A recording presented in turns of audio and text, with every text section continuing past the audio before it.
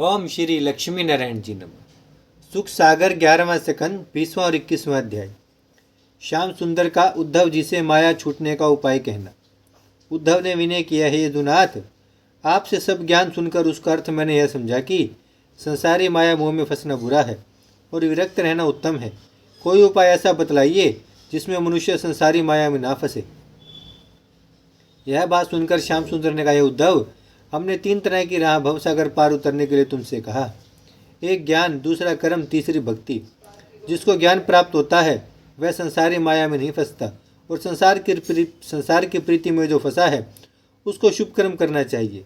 जो लोग अपना मन ज्ञान की ओर कुछ लगाए रहकर संसारी माया में भी लिपटे हैं उनको भक्ति करनी उचित है।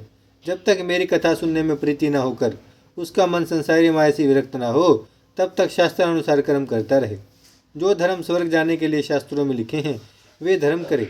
संसारी सुख व स्वर्ग जाने की कुछ चाह न रखे, तब कर्म करने से बिना इच्छा भी वह सुख मिलेगा। इसलिए मनुष्य को 8 पैर परमेश्वर का ध्यान रखकर पहले शुभ कर्म करना चाहिए। जब तक हाथ, पांव, नाक, कान व आँख आदि सब इंद्रियों में समर्थ्य रहती है तब तक सब कर्म अच्छी तरह बन पड़ते हैं।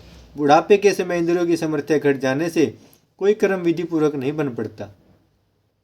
इसलिए कभी ऐसा विचार न करना चाहिए कि अभी तरुणाई में संसारी सुख उठा लें, बुढ़ापे के समय परलोक का सोच कर लेंगे। मनुष्य का शरीर वृक्ष के समान है। काल रूपी लोहार उस वृक्ष को काटने के लिए दिन रात उस पर कुल्हाड़ा चलाता है। न मालूम किस समय यह शरीर रूपी वृक्ष गिर पड़ेगा।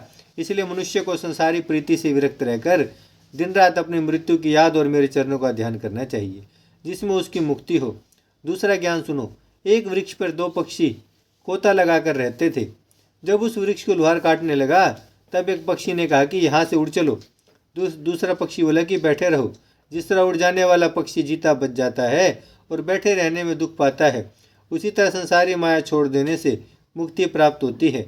उसके साथ लिपटे रहने में आवागमन से नहीं छूटता। तीसरे, मनुष्य तनु नौका रूपी जानकर गुरु को मांझी के समान समझना चाहिए। वह नाव समुद्र में पड़ी रहकर हवा रूपी मेरे चरणों का ध्यान उसे किनारे पहुंचाने वाला है। जो कोई नौका रूपी मनुष्य तनु पाकर भवसागर पार उतरने का उपाय नहीं करता उसे बड़ा मूर्ख व आत्मघाती जानना उचित है। जब तक मनुष्य ज्ञान की राह अपने मन को कुमार्ग में चलने से नहीं रोकता तब तक उसको अनेक तरह के दुख प्राप्त होते हैं। इसलिए चंचल मन को कुमार्ग पर चलने से धीरे धीरे रोके तो कुछ दिन ऐसा साधन करने से उसका चित्त विरक्त हो जाता है। जब मनुष्य का मन विरक्त होकर मेरी ओर लगा तब फिर संसारी माया में नहीं लपटता और प्रतिदिन उसे मेरी भक्ति अधिक उत्पन्न होती है। जो कोई अपने वर्ण व आश्रम के धर्म और मेरे चरणों में प्रीति रखकर मन में इस बात का विश्वास जाने कि हरि चरणों का ध्यान करने के प्रताप से संसारी माया छूट जाएगी, वह मनुष्य अवश्य मुक्त होता है। हे उद्धव, भवसागर पार उतरने के लिए भक्ति के बराबर दूसरा कोई उपाय उत्तम नहीं है। मेरे भक्त मुक्ति की विचार नहीं रखते। चारों तरह की मुक्ति मुझसे न लेकर भक्ति को उससे अच्छा जानते हैं। जिस पर मैं बड़ी कृपा करता हूँ उसे भक्ति प्राप्त होती है। ब्रह्मादिक देवता उसके दर्शन की चाह रखते हैं। 21वां अध्याय। श्याम सुंदर का उद्धव जी से भक्ति उत्पन्न होने का ज्ञान कहना।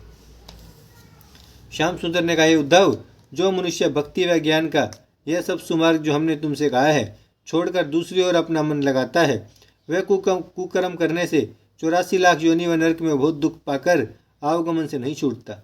जो लोग मनुष्य तनु पाकर परमेश्वर का भजन व स्मरण नहीं करते उनको बड़ा अभागी व मूर्ख समझना चाहिए। और जो मनुष्य 8 पैर अपना मरना याद रखकर शास्त्रानुसार अपने वर्ण का धर्म रखते हैं, संसार मुनि का जन्म लेना सफल है। अपना धर्म छोड़ने के बराबर दूसरा पाप अधिक नहीं होता। जैसा धर्म 4 वर्णों और 4 आश्रमों के वास्ते वेद में लिखा है वैसा कर्म करके अपने आचार व चलन से रहे तो प्रतिदिन ज्ञान व धर्म बढ़कर उसको मेरे मिलने की राह दिखलाई देती है। नियम व आचार धनी व कंगाल दोनों से निभ सकता है। समर्थ्या वाला मलमूत्र करने के उपरांत दूसरी धोती पहन लेवे और कंगाल मनुष्य जिसके पास दूसरा वस्त्र ना हो वह गीली धोती पहनकर अपना नियम रखे। सूखा अन्न हवा लगने से पवित्र रहता है। वह चंडाल के छूने से भी शुद्ध नहीं होता। सूती कपड़ा धोने से पवित्र होता है। रेशमी वस्त्र को जब तक पहनकर दिशा फिरने ना जावे और भोजन करते समय वह सूतक में ना पहने तब तक शुद्ध रहता है। उसे धोने का प्रयोजन नहीं होता। तांबे व पीतल का बर्तन खटाई व राख से मांजने, चांदी का धोने और सोने का हवा लगने से पवित्र होता है। कदाचित किसी बर्तन या कपड़े में मलमूत्र लग जावे तो जब तक उसकी दुर्गंध व रंग न छूटे तब तक वह पवित्र नहीं होता। मनुष्य का शरीर प्रतिदिन स्नान, संध्या, तर्पण व होम करने से शुद्ध रहता है।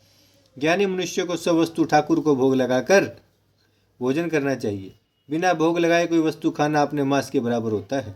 मनुष्य को भोजन बनाते समय अपना नाम लेना उचित नहीं है। यह बात कहनी चाहिए कि ठाकुर जी के भोग लगाने के वास्ते रसोई तैयार करो। इस तरह का अभ्यास रखने से सब पापों की जड़ अहंकार छूट जाता है। अज्ञान बालक को नियम में आचार रखना उचित नहीं है। 5 वर्ष की अवस्था तक कुछ पाप व पुण्य किसी बात को उसे नहीं लगता। 6ठे वर्ष से 12 वर्ष की अवस्था तक कुछ हत्या आदि हो जाए तो उसका प्रायश्चित पिता को करना चाहिए। उसके उपरांत जो कुछ पाप करे तो उसका प्रायश्चित आप करना उचित है। विपत्ति पड़ने से कोई अधर्म करके भी अपना पेट पाले तो दोष नहीं लगता। समर्थ्य रखकर धर्म छोड़ देने में पाप होता है। जिस तरह सब धर्मों का विचार करना ब्राह्मण, क्षत्रिय और वैश्य उत्तम वर्ण को उचित है, नीच जाति के वास्ते कुछ आचार विचार नहीं रहता। उसी तरह कोठे पर सोने वाले मनुष्य को नीचे गिरने का डर है, पृथ्वी पर सोने वाले गिरने से नहीं डरता। इसलिए जहाँ तक बन पड़े वहाँ तक अपने को अधर्म करने से बचाए रहें। जितना पाप कम करेगा उतना प्रतिदिन उसके लिए अच्छा होगा। संसारी चाह सब दुख की जड़ है, उसको छोड़ देने वाले बहुत प्रसन्न रहते हैं। जिस तरह संसार में चाहना सबको दुख देती है, उसी तरह स्वर्ग में भी 3 वस्तुएं दुख देने वाली हैं। दूसरों को अपने से उच्च सिंहासन पर बैठे देखकर डाह करना, दूसरे अपने बराबर बैठने वालों से विरोध करना, तीसरे नीचे बैठने वाले को अभिमान की राह छोटा समझना दुख देने वाला है। इसलिए स्वर्ग की भी इच्छा न रखनी चाहिए। जो मनुष्य संसारी सुख व स्वर्ग की चाह न रखकर हरिचरणों में ध्यान लगाए रहता है, वह महाप्रलय तक मेरे साथ वैकुंठ में सुख भोग कर दूसरा जन्म नहीं पाता। हे उद्धव, जो लोग मुझे ईश्वर जानकर एक बार भी सच्चे मन से मेरा स्मरण ध्यान करते हैं, वे मुझको कभी नहीं भूलते। इसलिए मनुष्य को उचित है कि शास्त्रानुसार अपना धर्म रखकर मेरे चरणों में प्रीति लगाए रहे। ओम श्री लक्ष्मी नारायण जी नमः। भजमन नारायण नारायण नारायण, श्रीमन नारायण नारायण नारायण, लक्ष्मी नारायण नारायण नारायण। भजमन नारायण श्रीमन नारायण, लक्ष्मी नारायण सत्यनारायण। भजमन नारायण नारायण नारायण।